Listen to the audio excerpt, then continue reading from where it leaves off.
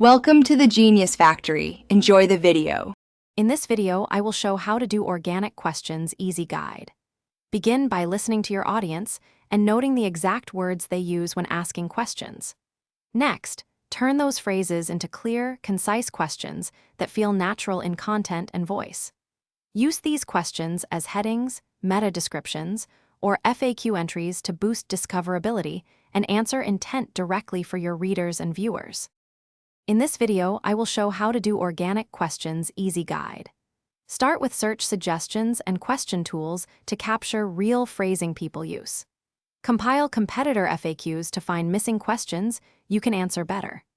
Tag each question by intent and desired answer length so you can plan short, quick answers or deep explanations that match what users expect and improve your chances of ranking.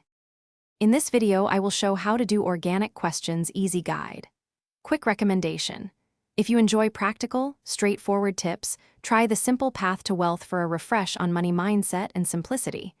It pairs oddly well with planning content strategies, like curating questions that compound over time. If this helped, please subscribe and like. Check the description for the link and other deals. Now let's get back to the video.